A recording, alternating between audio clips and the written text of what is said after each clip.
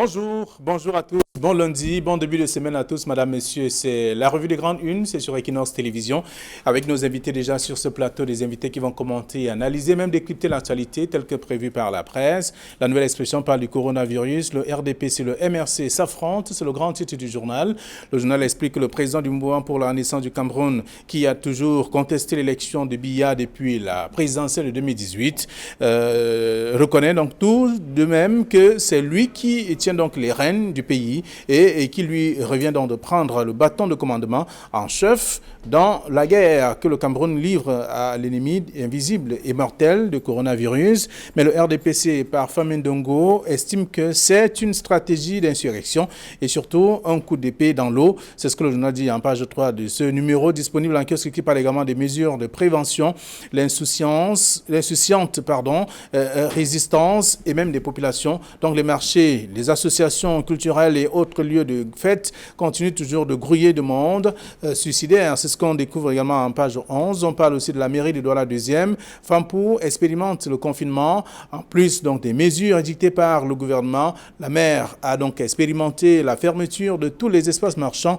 avant de les désinfecter. C'est ce qu'on découvre également en page 6 du numéro de ce matin. L'ONU appelle donc à libérer des détenus pour éviter une enflammée donc du coronavirus. Le haut commissaire aux droits de l'homme, Michel Bachelet, a donc appelé à la libération urgente de détenus à travers le monde. C'est le journal qui propose le sujet ce matin en page 12 et on s'intéresse aussi à l'activité postale vers une nouvelle réforme. Les députés planchent donc sur le projet de loi régissant l'activité postale au Cameroun. Les innovations de ce texte donc prévoient la mise sur pied d'une redevance postale. En page 4 du journal disponible en kiosque ce matin, le Messager parle donc du professeur Aimé Boni. Le Cameroun a des dirigeants incompétents, c'est ce que dit le journal. Ulcéré par le plan de riposte du gouvernement face à la pandémie du coronavirus, mis sur pied donc sans aucun soutien financier pour accompagner les populations. Le célèbre médecin fait donc le procès du pouvoir, c'est en page 11.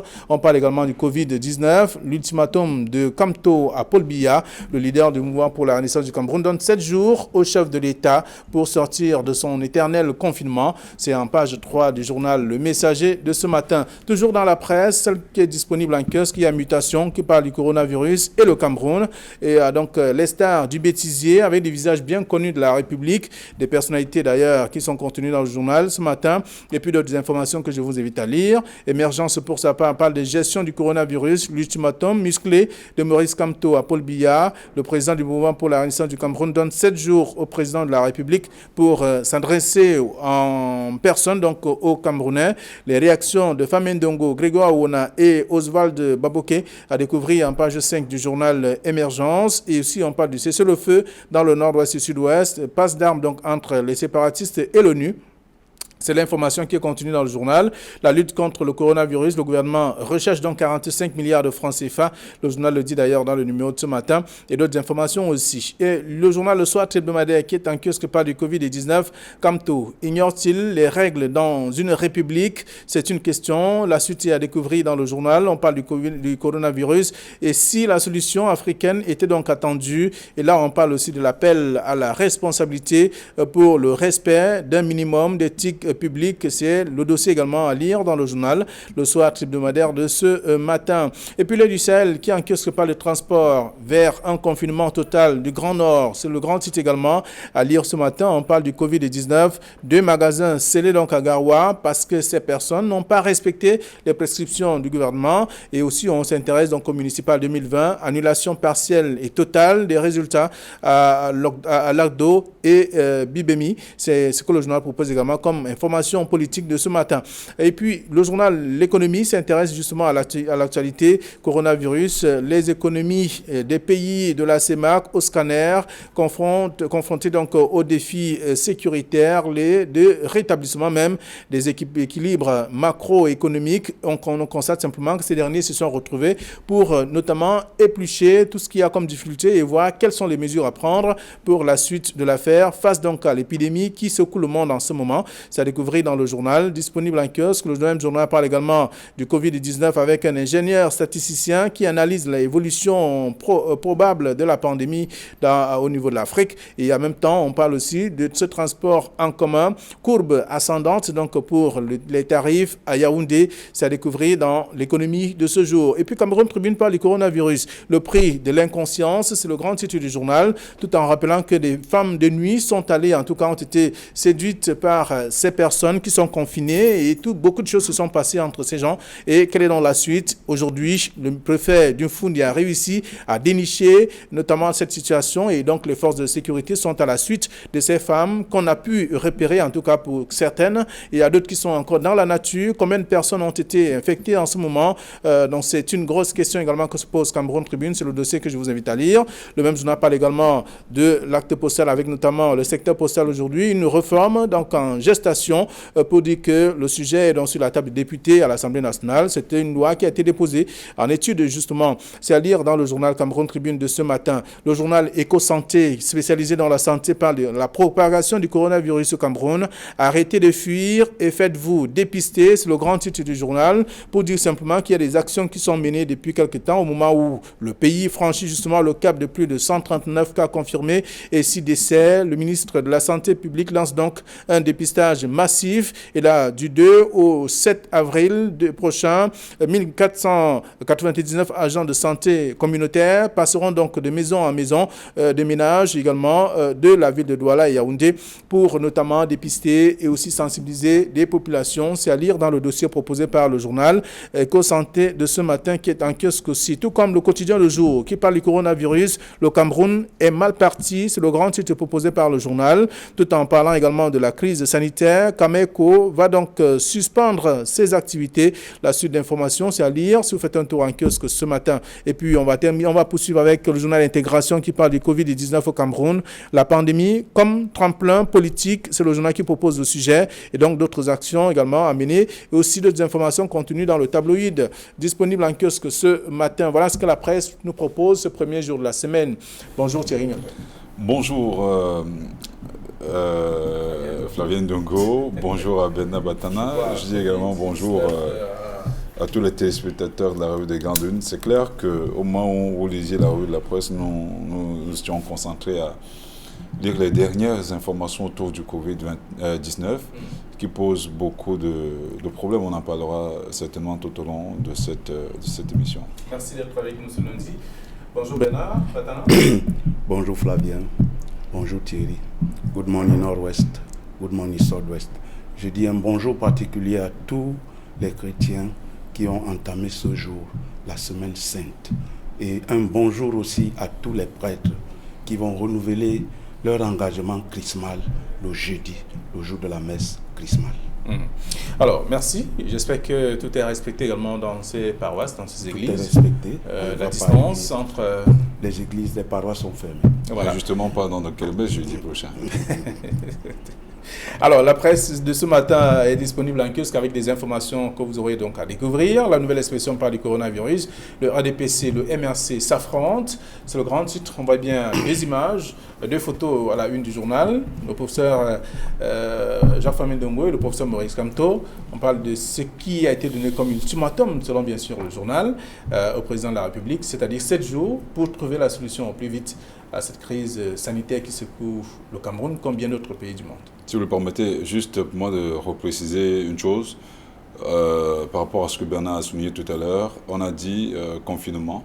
Au-delà même, parce que quand on parle du chiffre, quand on évoque le chiffre de 50 personnes qui ne devraient pas se retrouver dans un lieu bien donné, c'est la raison pour laquelle beaucoup de cultes, que ce soit dans les mosquées, dans des chapelles, dans des églises, ont été simplement mis de côté, vivement effectivement que au-delà de ce renouvellement des vœux, je ne sais pas comment les catholiques vont le faire, mais il faut respecter les mesures, les 13 mesures gouvernementales qui ont été prescrites dans ce cadre-là. Par rapport au RDP sur MRC qui s'affrontent... s'est expliqué largement sur On s'est expliqué largement dessus. On donne les messes sans fidèles.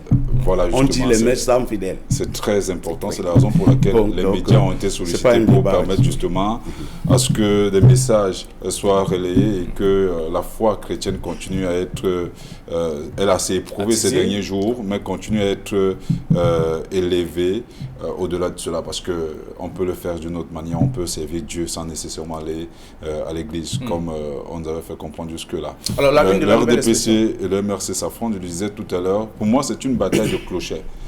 C'est assez ahurissant d'imaginer ce qui est en train de se passer actuellement au Cameroun, parce qu'on se serait attendu qu'il y ait une sorte de croisade contre cette maladie, contre cette pandémie. Je vous rappelle que le secrétaire général de l'Organisation des Nations Unies, Antonio Guterres, avait demandé à toutes les nations du monde de taire les armes, à toutes les parties belligérantes de taire les conflits pour se confiner, pour se focaliser directement sur la guerre contre cette pandémie qui dessine au quotidien. Je vous rappelle que quand vous voyez les images qui viennent d'ailleurs, vous avez des sueurs froides.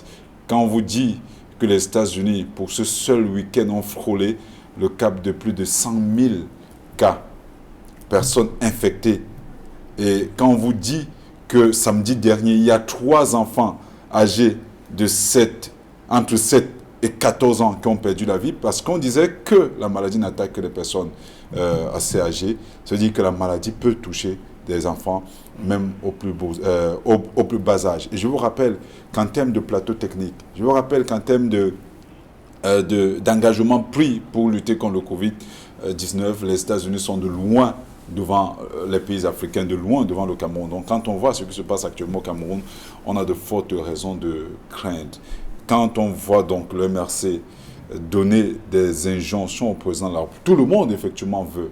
Je le souhaite également, je souhaite voir le chef de l'État au devant de cette guerre, de cette croisade contre le Covid-19, quitte à prendre, on l'a vu, Vladimir Poutine lui-même enfiler la combinaison pour aller en guerre. On a vu le président Sassou Nguesso, on a vu plusieurs chefs d'État qui sont sortis. Donc ils sont nombreux en fait à avoir pris le bâton de pèlerin pour sensibiliser leur population. Le chef de l'État camerounais devrait également le faire. C'est vrai qu'il agit par le truchement de ses ministres. C'est vrai qu'il agit par personne interposée. On a vu le ministre de la Santé publique au Fourier, au Moulin. Dans ces différents pays, les ministres parlent aussi. Effectivement, donc oui, c'est pour ça que je demande, je souhaite que le chef de l'État camerounais prenne le bâton de pèlerin, descende effectivement de son piédestal pour informer, pour communiquer, pour remotiver les troupes, pour demander davantage aux Camerounais de prendre conscience, parce que la situation est grave. On n'en a pas, on a comme l'impression que les Camerounais n'en ont que cul. Regardez comment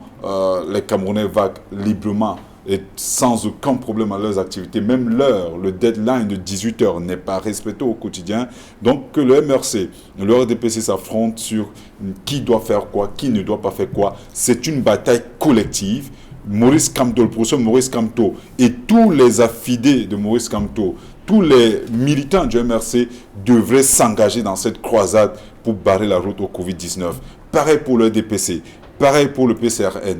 Vous avez vu l'honorable Cabral Libi le faire de manière très engagée. Que tout le monde s'engage dans cette croisade-là, ce n'est pas une affaire du RDPC, ce n'est pas une affaire du MRC, c'est une affaire de tous les Camerounais, c'est une affaire de tous les patriotes, même au niveau du sud-ouest, du nord-ouest, où les armes continuent à crépiter, que tout le monde dépose des armes et qu'on s'engage tous dans cette bataille contre le Covid-19. La seule guerre actuellement, c'est la guerre contre le Covid-19. Effectivement, vous avez écouté la première sortie d'Emmanuel Macron.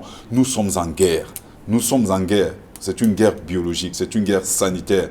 Dans un seul discours de près d'une vingtaine de minutes, il a prononcé le mot guerre 9 fois. Cela démontre effectivement que les autres ont pris conscience, que nous nous en prenions davantage. Alors, vous faites la même lecture de la une de la nouvelle expression. Justement, à la suite de Thierry, il faut dire qu'aujourd'hui, nous ne sommes pas en période électorale.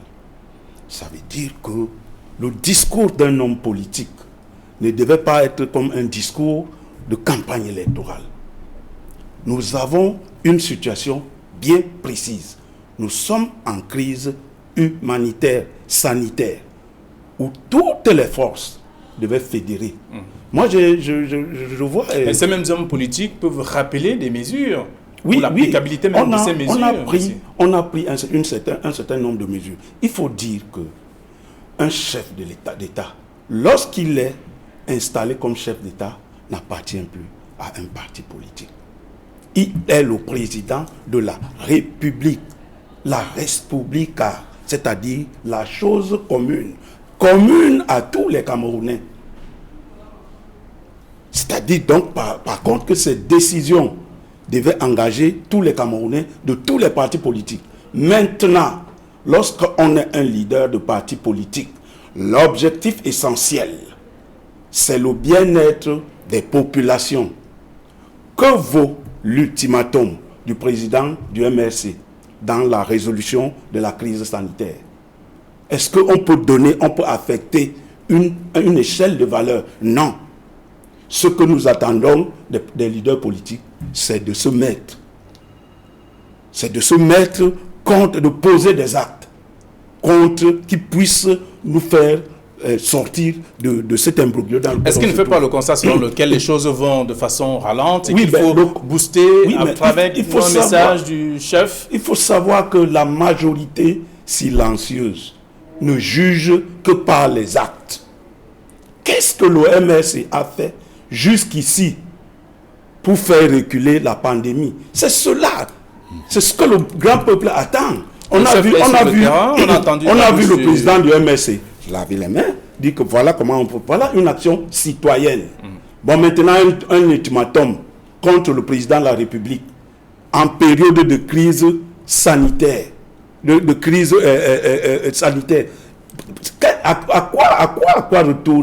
quoi retourne un tel ultimatum? On s'attendait à ce, et même ceux du RDPC, qu'ils se mouillent. Il ne faut pas que les militants du RDPC récupèrent l'action du président de la République qui, par ailleurs, les actions du président de la République sont posées qualité comme président de la République, mais pas comme président du RDPC. Donc, les militants du RDPC doivent aussi mettre la main dans la pâte.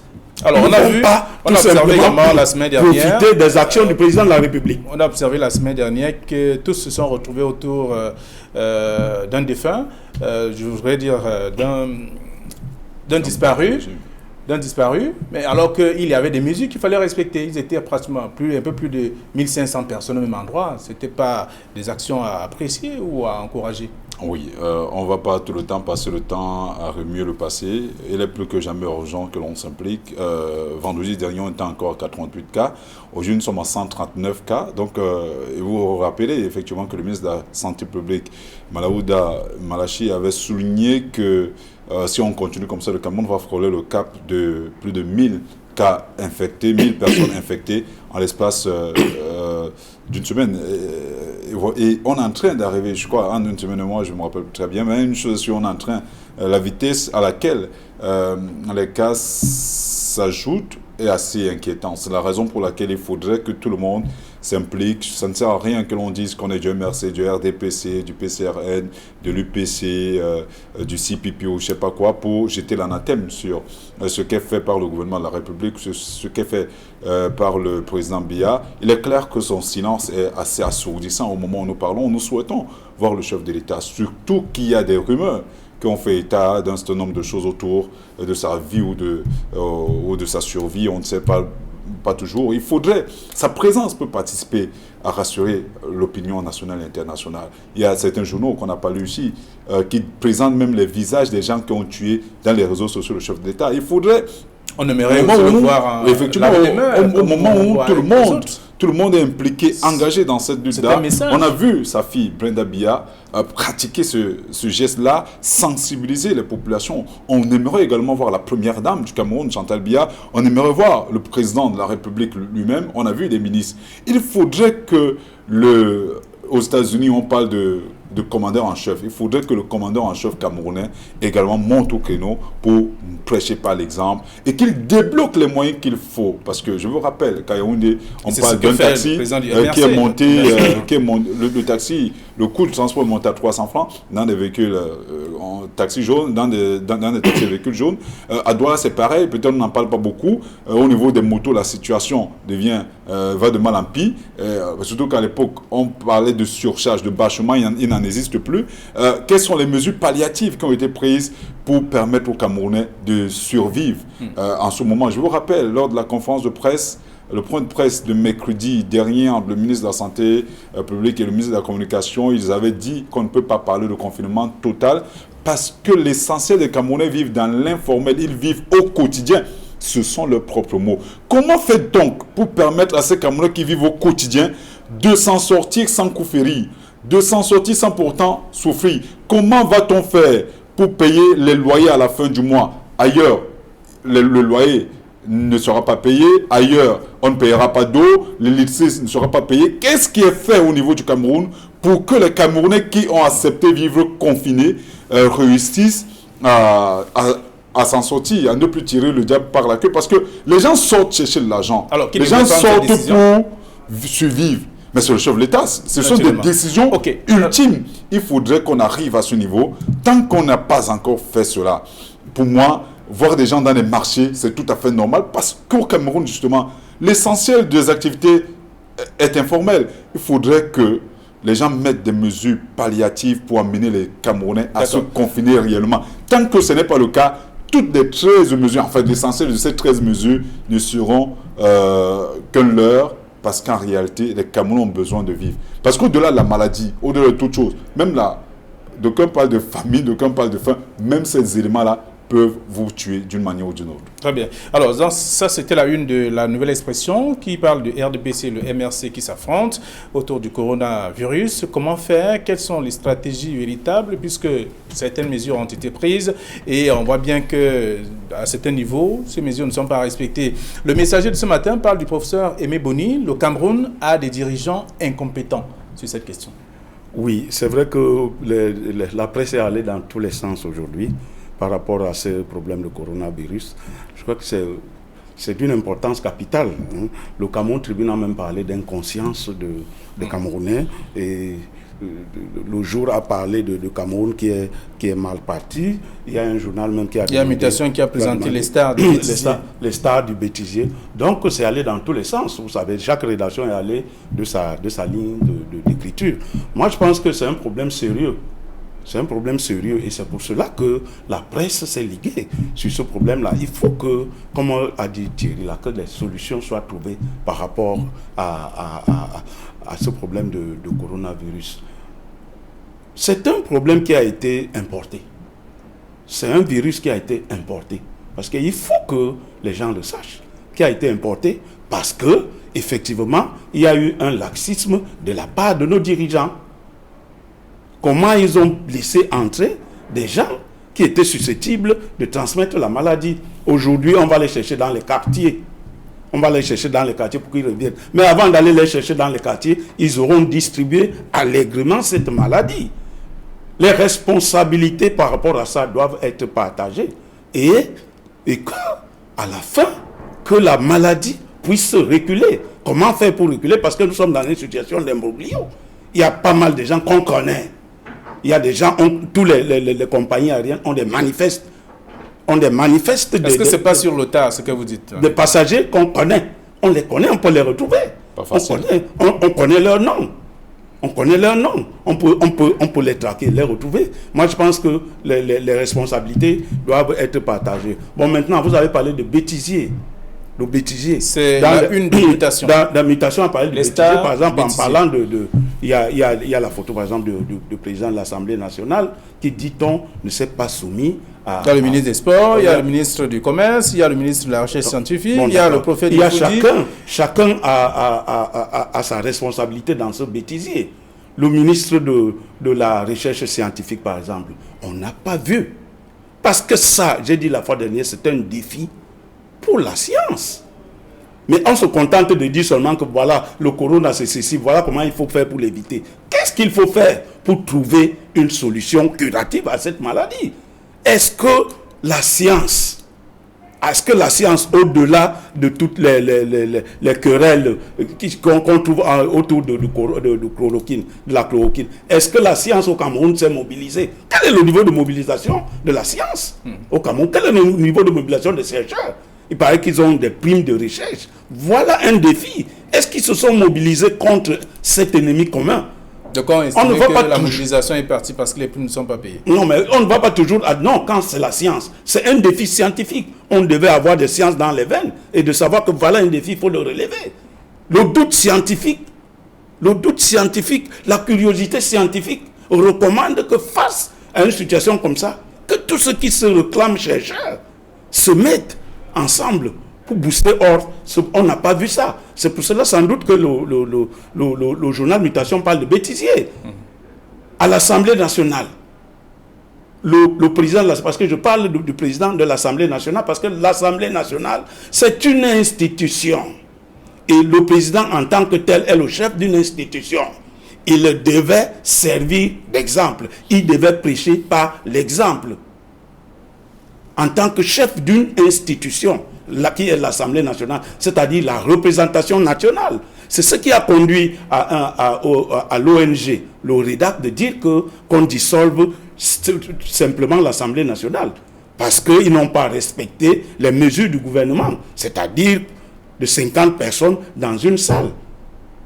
Moi, je pense que c'est autant de bêtises qu'il faut décrire. C'est fait ces derniers temps, en tout cas. Ça a été revu.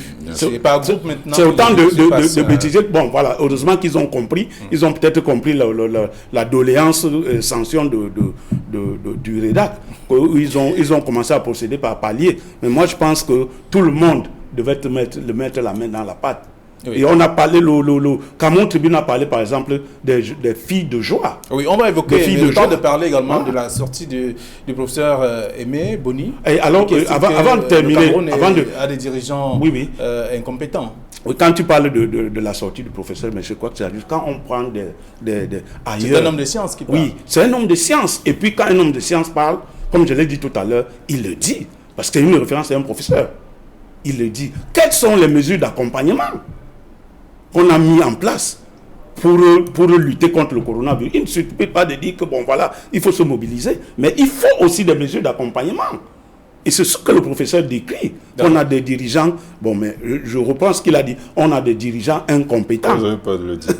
Qu'on a des dirigeants incompétents, c'est lui que je cite. Donc il faut que toutes les mesures soient prises, même si par ailleurs, cette crise sanitaire entraîne aussi une crise économique. Naturellement. Alors, Thierry, la une de Le Messager avec professeur Aimé Boni qui fait savoir que le Cameroun a des dirigeants incompétents. C'est un point de vue. Ulcéré, en fait. C'est un point de vue. Vous le dites bien, c'est une interview. Et cette déclaration, en guillemets, ça veut dire que ce sont ses propos. C'est un point de vue au-delà de toute chose. Je dirais peut-être pas que le Cameroun a des dirigeants incompétents, mais je dirais qu'il y a beaucoup de choses à corriger, il y a des choses à faire, des choses à refaire. S'il fallait le dire ainsi, parce qu'on voit quand même un homme comme le ministre de la Santé publique, Oforio Moulin, on ne peut pas le taxer d'incompétent. On voit plusieurs acteurs, la chaîne gouvernementale, s'activer au-delà des discours. On ne peut pas nécessairement les traiter d'incompétents. Parmi eux, il y a ceux qui font figure de... en fait, qui sont tirés en laisse comme pour suivre le mouvement. Mais il faut quand même peut-être dire 2-3 petites choses avant de continuer là-dessus, parce que quand Bernard Batten souligne avec emphase qu'il y a beaucoup de choses qui n'ont pas été faites, qu'il y a, par exemple, au niveau de l'Assemblée nationale, des mesures qui n'ont pas été prises, il faut le corriger directement. Des mesures ont été prises, le président de l'Assemblée nationale, au-delà du fait qu'il soit malade, parce que pour moi, j'ai trouvé son discours assez, quelque peu impliqué. On peut comprendre, mais en même temps, mais il s'est soumis à un test. Tous les autres parlementaires qui passent à l'Assemblée nationale sont soumis à des tests et tout a été démontré qu'ils sont testés négatifs. Et vous savez d'ailleurs que le président national du PCRN, l'honorable Cabral Libier, avait souligné, s'il avait été vraiment malade, il ne serait pas debout jusqu'à présent. Cela fait plus de 14 jours qu'il est là et il marche sans aucun problème. Donc il faudrait que l'on comprenne qu'il y a des choses qui sont faites, il faut les corriger, il faut aller au-delà. Il faudrait, pourquoi pas, qu'on mette à contribution la pharmacopée africaine. Vous voulez dire à à Bernard que les députés passent désormais par groupe. Bien sûr, 50, il y a eu des dénonciations qui ont été faites, notamment par l'honorable Nourouchka et je crois Nouran et les autres. Aujourd'hui, cela se passe sans aucun problème. Il y a même la télé, le télétravail qui est en train d'être expérimenté. Il faudrait qu'on aille au-delà, mais je dis au niveau de l'incompétence des dirigeants camerounais, il y a des choses qui ont été faites. Il y a des choses à corriger nécessairement parce qu'on ne peut pas parler de confinement quand on n'est pas capable d'accompagner les populations dans ce confinement-là. Je ne resterai pas chez moi à attendre la manne venant du ciel pour pouvoir nourrir mes enfants. Et je ne suis pas le seul. Vous êtes dans ce cas-là, vous êtes au travail, Bernard est là, toute l'équipe d'Equinox au travail. Imaginez, c'est le cas dans toutes ces entreprises-là où les gens doivent effectivement gagner leur pain. On a eu des contacts notamment aux États-Unis où le confinement est accompagné. En France, où le confinement est accompagné. Dans des pays africains, le confinement est accompagné. Qu'est-ce qui est fait au niveau du Cameroun? C'est là où je parlais tout à l'heure du commandeur en chef qui devait prendre une décision ultime pour sauver les Camerounais. Par exemple, ordonnant le déblocage de l'argent. On avait écouté Antonio Guterres, j'aime beaucoup l'écouter, le secrétaire général des Nations Unies qui avait dit « Il est plus que jamais urgent, on en a même parlé, je crois, la semaine dernière, d'emprunter de l'argent pour un combat sérieux, valable. » Quand on se retrouve à quémander de l'aide, par exemple de Jack Ma, le promoteur de Alibaba, pour lutter contre le Covid-19 alors que nos États ont de l'argent, c'est assez illustrant. Donc c'est la raison pour laquelle je peux comprendre le professeur Aimé Boni. Il faut que les dirigeants prennent la responsabilité des choses pour aller au-delà. Et en même temps, tout à l'heure, on questionnait l'implication individuelle, l'implication de chacun. Il faudrait que tout le monde prenne la mesure des choses. Peut-être on en parlera avec Cameroun Tribune. Oui, Cameroun Tribune, justement, après le messager qui parle donc de ce professeur Aimé Boni qui fait savoir que le Cameroun a des dirigeants incompétents. Vous aurez l'occasion de lire tout cela en page 11 de ce numéro. Et Cameroun Tribune qui parle du prix de l'inconscience parlant du coronavirus. Donc, voyez-vous, avec ces personnes, ces femmes de nuit qui se sont retrouvées dans des chambres déconfinées, des personnes qui sont mises en quarantaine et qui ont pu séduire même ces femmes-là et les appâter, elles se sont retrouvées dans leurs bras, elles sont ressorties, elles ont continué à faire leur travail la même nuit ou alors des jours après. On a pu découvrir le pot rose. Alors, la plus grande faute revient en partie aux dirigeants de ces établissements hospitaliers et hôteliers. Pourquoi ils n'ont pas filtré les entrées quand ils savent que à l'intérieur... Non, vous savez bien qu'on a placé la police, la gendarmerie partout, c'est pas... Il y a des gens qui sont... Oui, il y a la police, il y a même les responsables. Pourquoi ils ont laissé? Parce que ces belles de nuit, elles sont insouciantes, comme on l'a dit. C'est le prix de l'insouciante. Elles sont insouciantes. Elles vont vers le premier qui leur donne le pécule, de quoi manger le lendemain. Ils revenaient donc aux forces de maintien de l'ordre, de protéger. Parce que s'ils sont en confinement, c'est effectivement pour qu'ils ne soient pas en contact avec des gens. Comment vous pouvez... Le confinement, l'objet du confinement, c'est quoi? C'est d'éviter qu'ils entrent en contact avec les gens. Mais autrement dit, ils sont là pourquoi? Si ils ont permis qu'ils rentrent en contact avec les belles de nuit. Ils sont donc là pourquoi? Finalement, ils ne sont pas en confinement.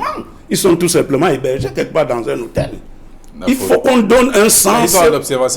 Il faut qu'on donne un sens à chaque mot. Nous sommes en confinement parce que nous ne voulons pas être en contact avec les tierces. Et c'est ce qui est dit d'ailleurs. Et c'est ce qui est dit. Bon, maintenant, quand vous laissez ces gens qui sont en confinement entrer en contact avec les belles de nuit, la faute c'est à qui? À tout le monde. D'accord. Merci, nous sommes arrivés à la fin. Nous sortons de nuit, mais parce que la famine n'excuse pas tout. La pauvreté n'excuse pas tout. Ce n'est pas parce qu'on est pauvre qu'on va aller se donner en holocauste. Ce n'est pas parce qu'on est pauvre qu'on peut nécessairement accepter n'importe quoi. Ces hôtels sont connus. Ces hôtels étaient connus de ces femmes-là. Ces hôtels sont connus de ces personnalités-là. Ces hôtels sont connus même des riverains. C'est-à-dire ces femmes, pas au nom, au prix, ou à cause de la pauvreté, ne peuvent pas avoir accepté de se livrer à ceux. Et même ces gens-là, sachant qu'ils sont malades, il faut interroger leur moralité. Atteints, qui pratiquent, qui font ce genre de choses sont 1000 fois blâmables que ces prostituées-là, parce qu'ils savaient exactement de quoi ça retournait. Merci. Ils sont 1000 fois blâmables que ces femmes. C'est une affaire à prendre Vous au avez sérieux. l'occasion, permettez que les lecteurs aillent découvrir ce que la presse a traité comme sujet, notamment concernant le coronavirus et bien d'autres aussi. Donc vous aurez l'occasion de parcourir ces tabloïds tout à l'heure si vous faites un tour en kiosque. Merci, bon retour à vos différentes rédactions. Demain, 9h20 pour la deuxième édition de la semaine. Ils sont même méchants.